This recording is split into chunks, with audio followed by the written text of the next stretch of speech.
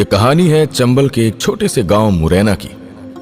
कहानी है मनोज की और कहानी है मुरैना के मनोज से आईपीएस मनोज बनने की। ये मेरी कहानी है, या सच कहूं तो ये हर उस लड़के की कहानी है जो मेरे जैसा है या कभी मेरे जैसा था।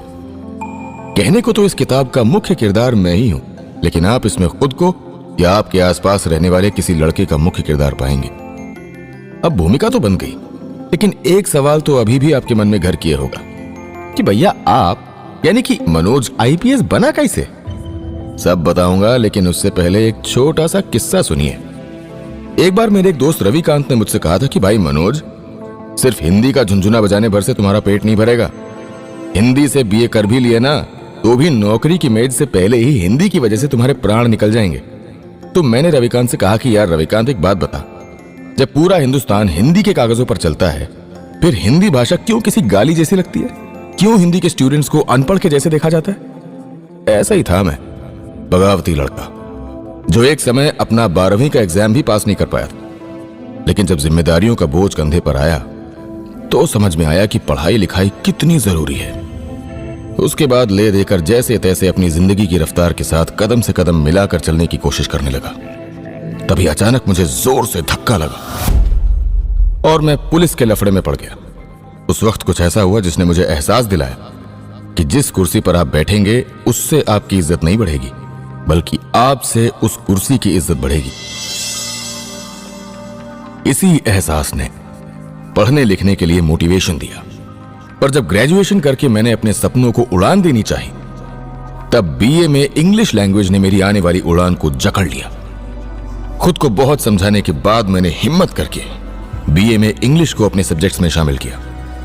तब जाकर पता चला कि सिर्फ बीए पास करने से भी अच्छी नौकरी नहीं मिलेगी, क्योंकि अंग्रेजी जब तक जबान से फटाफट ना निकले तब तक मार्केट में इमेज कहां बनती है। यहीं से मुझे लगा पीएससी का चस्का। पीएससी जिंदगी बना सकती है। जब यह समझ में आया तब मेरे हालात बद से बदतर हो गए। एक वक्त तो न रहने को छत थी न खाने को खाना, लेकिन मेरा गिर कर उठना यहीं तक नहीं था। मुफ्त में कोचिंग की पढ़ाई के लिए मैंने अपने मास्टर के कपड़े धोए, टॉयलेट साफ किया, और इन सब के बदले उपलब्धि में मुझे कुछ ऐसा मिला जिस पर अंत तक मेरे सिवा किसी को भरोसा नहीं हुआ। उस उपलब्धि की चर्चा आगे करेंगे। हैरानी की बात तो यह है कि मुझे तो यह तक नहीं पता था कि पीएससी की परीक्षा निकालते कैसे हैं। मेंस और इंटरव्यू की तो बात ही छोड़िए। लोगों ने सिर्फ इतनी हिदायत दी थी कि पढ़ते रहो, बिना थके बिना रुके लगातार पढ़ते रहो तब तक जब तक उम्मीद की दीवार पर लास्ट अटेम्प्ट का हथौड़ा ना पड़ जाए। और मेरी हिम्मत तो देखिए। इसके बाद सवाल पूछा तो कैसे पूछा, कितने साल की तैयारी के बाद डिप्टी कलेक्टर बनते? अब इसका जवाब तो आपको किताब सुनने में ही मिलेगा ना।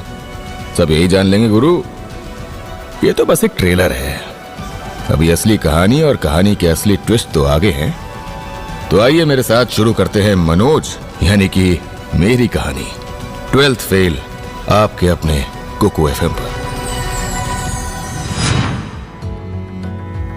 कैसा हो अगर इम्तिहान की किताबों को पढ़ने की जगह अगर परीक्षा के वक्त आपका मन उपन्यास पढ़ने का हो? कैसा हो अगर आपको पता चले कि जिस परीक्षा की तैयारी आपने की ही नहीं, उसी परीक्षा के आस में आपकी माँ सपने संजोए बैठी है? यही हाल मनोज का था। जानना चाहते हैं कैसे? तो चलिए सुनते हैं अगला एपिसोड।